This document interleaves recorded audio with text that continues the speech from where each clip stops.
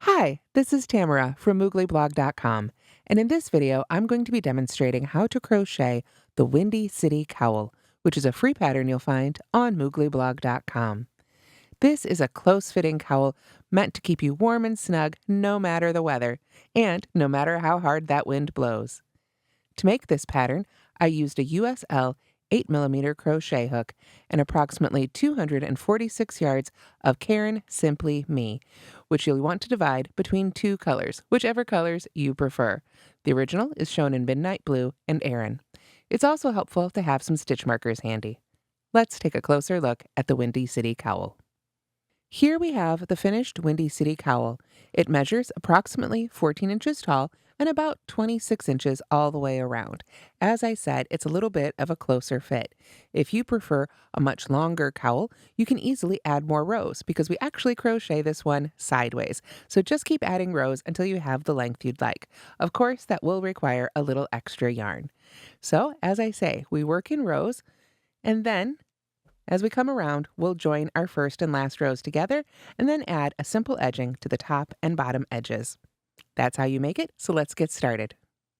To begin the Windy City Cowl, you get your first yarn, color A, whichever color you'd like it to be, and we start by crocheting a row of 30 double crochets.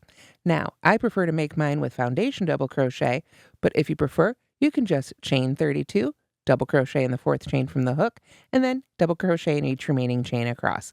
The main thing is to end up with 30 double crochets at the end of the row. Or, if you'd like to change the color, you can work any even number of stitches for row 1. It really doesn't matter. This pattern will work with any even number of stitches. So let's go ahead and make a few of these foundation double crochets together. I've already put my slip knot there and chain 2.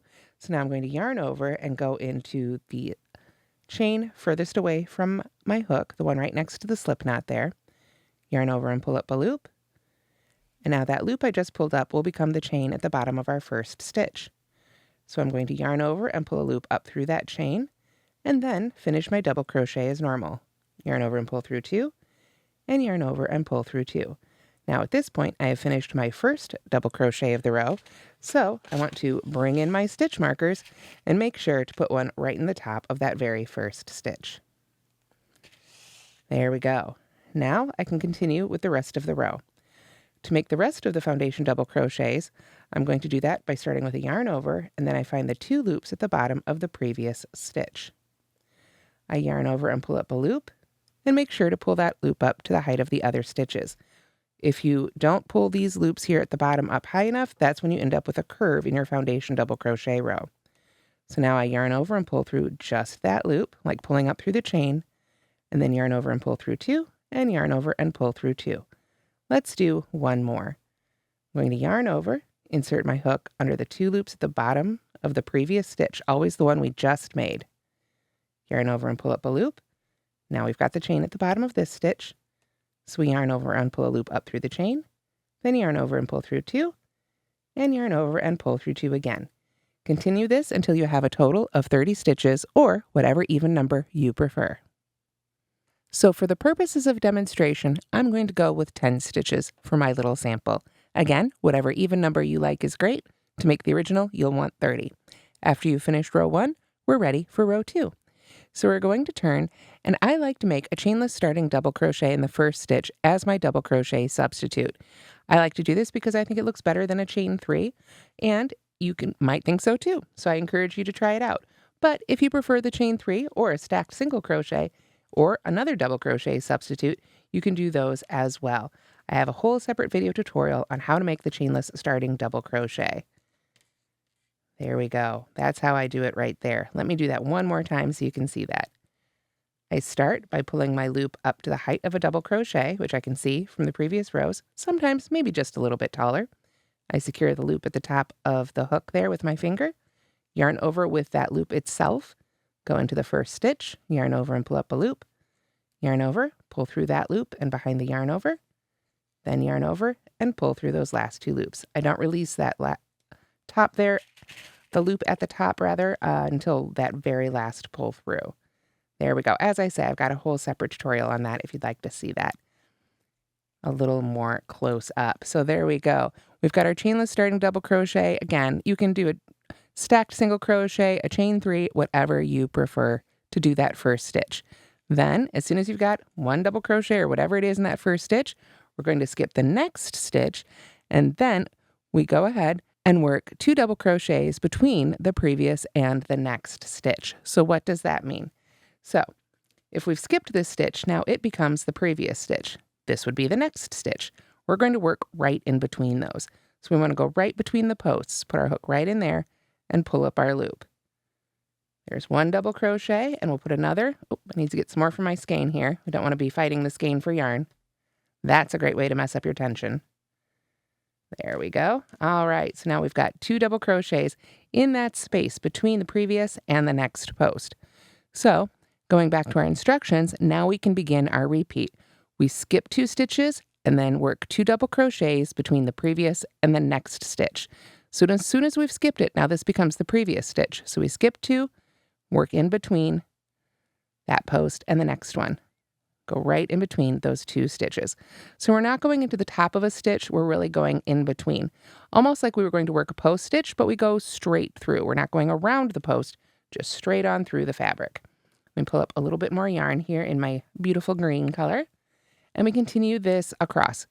Skip 2, double crochet in between those 2 and the next. 1 and 2.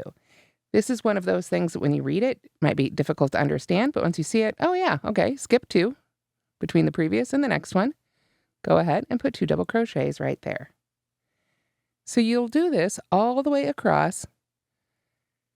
And when you come to the end here, as I have done on my little sample, when we skip those next 2, of course, that gives us out in the air. So what we want to do is double crochet in that very last stitch right here. Now, when we double crochet in this stitch, we're going to be switching to our next color. For this pattern, we switch colors every 2 rows. So you'll want to go ahead and get your next color ready. So once you've got your new yarn ready, your color B, if you will, then we can go ahead and finish the last stitch of row 2. I'm just going to go a few inches in here, drape it right over my hook. There we go. And finish the last stitch with the new color. So I will just leave this end hanging out here along with the end of our color A. I'm going to be pulling up these colors every 2 rows so that I can cover them with our edging later. I really prefer to do it this way because then I don't have a bunch of extra ends to weave in. Now, if you were doing this project as a stash buster and you were using lots of different colors and only making 2 rows in each color and not coming back to them or adding a bunch more colors, you may want to go ahead and actually cut your yarn and join the new color with a slip stitch instead. But if you're going to carry it up the side like I plan to do, then joining it this way is the best way to get a clean color break and create beautiful stripes. So now we're ready to go ahead and begin row 3. So I'm going to turn and I'm going to go ahead and keep a hold of our 2 ends here, the green working yarn and the end of our orange yarn, just to give me a little bit more leverage here as I make this first stitch. Because again, I want to work my chainless starting double crochet in the first stitch. And again, you may prefer to use a different double crochet substitute. In fact, it might be a little bit easier in this spot, so you can use whichever you prefer. Now I am going to slip my orange end over my hook here just so I can trap it inside the stitch and hold it down a little better. There we go. So that first stitch can be a little tricky. I'll move my yarn, or my stitch marker rather, right on up to that stitch. But I do think it is worth it for the look I get. So I put a little extra effort into that stitch. And now I can just kind of tug back down on those ends and straighten things out as needed and let them hang out there until I come back to them. So to continue row 3, we now want to work a second double crochet into that first stitch. And I do believe in weaving in my ends, but I also believe in crocheting over them, at least in a couple stitches to hold them in place. So there we go. You can see how that stitch really wants to open up, so I can pull down on the green a little bit there to help fix that. All right, so now we can go to our written instructions and follow our repeat, which starts with skip 2 stitches, 2 double crochets between the previous and the next stitch. Skip 2, go right in between, just like we were doing on the previous row. We just have to offset them a little bit, so we start with 2 stitches instead of 1. So we skip the next 2, go in between the posts with 2 double crochets. These are some very bright colors that I picked to demo in today, as opposed to the white and blue that I used in the original. You can see the really great color range that Caron Simply Me has. It's a wonderful yarn that I do really enjoy using. All right, on our little sample here, you can see we've come to the end already. When we skip these 2 stitches right here, when we get to 3 stitches remaining, we skip those last 2 and work 2 double crochets right in that very last stitch. This will help mirror what we did at the beginning so that we have symmetry to our pattern. There we go. So on a smaller scale here, this is what it should look like at the end of row 3. Now row 4 is going to seem pretty familiar. It's going to be a whole lot like row 2. We're going to turn and first work our double crochet substitute or chain 3 right in that first stitch. Again, whichever method you prefer. It's your project. Make it the way you enjoy making it and with the look you enjoy looking at. There we go. I'm going to mark the top of that first stitch, whatever it is.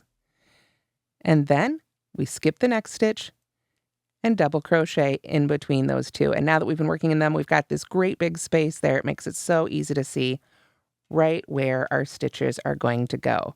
From here on out, it'll be a lot easier to see right in between those. Kind of like when you're making a granny stitch pattern. This is really similar, but we've got 2 stitches instead of 3. So for this row, we just keep working on across. Let me pull up a little bit more yarn here from my skein, just as we've been doing. And then when we get to the end of this row, we'll switch to the next color. Remember, we work 2 rows in each color until we've made a total of 40 rows. So our repeats are rows 3 and 4. I'm finishing up row 4 now. When we get to the end, we see we've got 1 set of 2 right here, so we're going to skip 1 and work a double crochet in the very last one. But on this one is where we're going to want to pull up that other color. So I'm going to stop with 2 loops left on my hook, let the orange fall, or color B, if you will, pick up our color A, which for me is the green here. I'm going to just gently yarn over, and you can see all the stretch. There's a lot of yarn carried along the side there. Let me get that stitch marker out of the way for now. We've got a long line there. So what I want to do is I want to just gently pull that yarn through those 2 loops to finish the stitch. Now I'll tighten those loops up with the orange here, but I want you to see, I'm going to take a moment, and I call it sort of zhuzhing the stitch. It doesn't really have an official name. I pull back and forth like this. And the reason I do that is because I want to have it not taut in between here. I don't want it to be tight. If it's too tight, it'll try and pull my rows down like this. It'll be too squishy. Like here, we'll show you. We'll just pull it down tight. You see what that does? If it's too loose, if I make it super loose like this, then when I go to cover it up with my edging, it's going to try and stick out, and we may get some weird effects when we block the overall piece. So, like I say, I like to go back and forth a few times like this, and you can kind of just say, you can kind of see, okay, that's the height of those 2 rows. It's not too tight. It's not too loose. It's just running really nice and evenly right along the side. That's where we want it to be. Then we're ready to repeat rows 3 and 4. Turn and begin again. So here you can see I've added 4 more rows. We continue to pull the yarn up along the side so that we don't have to break it. And you can see how the pattern offsets with those pairs of double crochets. It's a relatively simple pattern. When you've gotten through 40 rows or to the length desired, make sure you've ended on your color B row, and now it is time to assemble and finish. But we're going to cut the yarn in an unusual way. We're going to leave the green attached. We're going to use, or color A, I should say, leave color A attached. We will use that to make our edging, and we don't want to add 2 extra ends to weave in. So just leave that attached right now. We're going to cut color B, but we're going to leave a 24-inch tail. Now, that 24 inches is for the full-sized one as described in the pattern. If you've made it wider, then you may want to cut an even longer length of yarn. I'm going to cut just a few extra inches here on our little guy. I'm not going to, measure it. Just make sure you cut enough basically to leave a nice, or make a nice seam. So once we've cut our color B here, we can go ahead and just finish that off and pull that loop through. And then we'll need to grab our yarn needle. Here we go. Then we'll go ahead and thread color B here on the needle. What we're going to do is we're going to use this tail to mattress stitch the last row to row 1. And we want to make sure we do that without twisting. And that means, of course, on a longer cowl, you run the risk of doing something like this before you sew it together. Now, you could do that on purpose to get a Mobius look, but that's not what we're going for today. So instead, make sure maybe lay it out on a table in front of you. That's just our extra end there. Now, the way these yarn lines carried, I want to, you can see it's a little different on this side. I want to make this the inside side of my cowl and this the outside. So I am going to lay it out that way and then just carefully bring these two ends together. Now, the stitch count should be the same on each of these rows. So what we're going to do is sew them together. And we're going to do that using the mattress stitch. Now, again, I need to get these little extra ends out of the way, so if you'd like, you can go ahead and weave those in before, but I'm just going to leave it and to kind of tuck it out of the way here right now to make it easy to show. So for the mattress stitch, you can go from the bottom up or from the top down. A lot of people prefer to go from the bottom up, so let's go ahead and turn it that way. Let's make it easy. Our yarn is attached on this side, so I'm going to go in on this side, but I'm going to come from underneath up through the 2 loops of the stitch. This is where having made foundation double crochets is really nice because it gives us 2 loops on the bottom of our foundation row there that we can work under. So I'm going to go, you can see from the inside of the cowl towards the outside under those 2 loops on the opposite side. Now I caught a little extra bit of yarn there. Let me get that out of there. There we go. We want to get a nice clean sewing line here. I just caught a little extra strand. There we go. Okay, so attached on this side, we've gone through 1 stitch of this side, and we can pull those a little closer. Now, I'm going to go back and go ahead and go through the first stitch on this side. Same thing, from the inside of the cowl towards the outside. And now I can move up to the next stitches. I find the next stitch on this side and come from behind through. Make sure not to accidentally sew your needle into your loop there. There we go. Then we come to the other side and find the next stitch and go from the outside towards the inside towards the outside rather. Go back to the other side from the inside of the cowl towards out. Sort of similar to how you might lace your shoes. The mattress stitch does a really great job of hiding its seam. As you make more and more of the stitches, you can pull it tight. And while we've got 2 very contrasting colors here, it will help disappear it quite a bit. Let's go ahead and pull these first few stitches together. I'm going to put my hand behind it here so you can see it a little more clearly and give this yarn a tug. There we go. You can see while we've got 2 different colors here, so obviously they're joining, we don't really see that seam itself. The sewing itself really disappears beautifully. So let's go ahead and take a look at this on our finished pattern. Here you can see how that seam looks on the finished cowl. I just took my time and went back and forth through each side and gently pulled it together, and you get a really beautiful seam. Once you've sewn all the way across, you can weave in that end, and now it's time to go back and add the edgings. All right, once you've got your seam sewn, then it's time to go back and find the attached or still attached yarn for color A. Now we get to work our edgings and borders. So we've got our yarn just kind of attached hanging out here on the side. So what I want to do is find a good place to insert my hook. Now, a good rule of thumb that I find for working in a border into the sides of double crochet stitches, which is what we have here, is to work 2 stitches into the side of each row. And it looks like this yarn is kind of attached sort of in the middle, if you will, but near the bottom of this double crochet right here. So this seems like a good place to go ahead and insert my hook. I'm going to go right where I would if I already had an active loop on my hook, yarn over and pull the working yarn through. Now this may be a little bit tight, so just take your time and work your stitches through. Once we've got a loop pulled up on our hook, then we can start crocheting. We chain 1, go right back in that same spot, and make a single crochet. And if you'd like, you can go ahead and put a stitch marker right in the top of this stitch as well. There we go. I've removed all the rest from the body. We don't need any of the other ones that were in there before. Now I can continue crocheting all the way around this edge. And I'm going to make sure that when I get to the part where I have those floats on the inside there, that I make sure to capture them inside those stitches. So let me take a couple of stitches here around the edge so we can get to where those floats are. Now we come to another row here, and it's Luckily, really easy to see. We've got our color change. So I can put 2 single crochets in the side of that stitch. And again, I just kind of look for a space in the bottom half and the space in the top half of the double crochet. Same thing when you get to your double crochet substitute, you can kind of visually split it in half. If you did a chain 3, maybe put, one of the double crochets in the first chain, the other double crochet in the top of the chain, wherever you think it looks good. Just make sure it looks as even as you can and try and be consistent. Consistency is usually the key to a lot of these things. Now, let's take a peek inside. We've got a couple more rows here on ours until we get to where those floats were. So I'll see you when we get there, and we'll talk about how to cover those. So once you've crocheted along those end rows, we come to where our floats are. So to cover those, we want to make sure that they're inside the stitches. Don't just push them to the back or the inside of the fabric. Then they can get snagged on, earrings, noses, things like that as you put the cowl on and off. We want to make sure to trap these floats inside. So I've got my next row right here. There's that double crochet. I know I'm going to work 2 double crochets in it again, just like I've been doing. So I'll go ahead and put my hook here right through the bottom half of that stitch. I always try and catch 2 loops when I can. Sometimes it doesn't want to cooperate, but I do my best to get in there.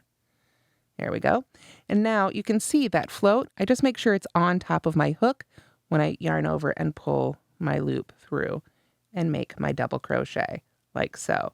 Then I'll do the same thing here at the top half of the stitch. Just make sure the float is covered or included inside the stitches as you work. And that will trap them safely inside. We won't have all those extra ends to weave in, which I always appreciate myself. And of course, it'll give you a really nice, clean look without catching on your earrings and your nose as you put your cowl on and off. So we just continue crocheting all the way around, covering any floats as we come to them. And then, of course, you can join with a slip stitch and finish off this edging. Then you'll want to go down and add the same edging to the other side. The great thing is, unless you've played with the color work a lot, you won't have any floats to cover on this side, just some ends that you'll need to weave in. And that's how to crochet the Windy City Cowl. I hope you've enjoyed this free crochet pattern. Again, you'll find the written out pattern on mooglyblog.com. Thank you so much for watching, and don't forget to like and subscribe.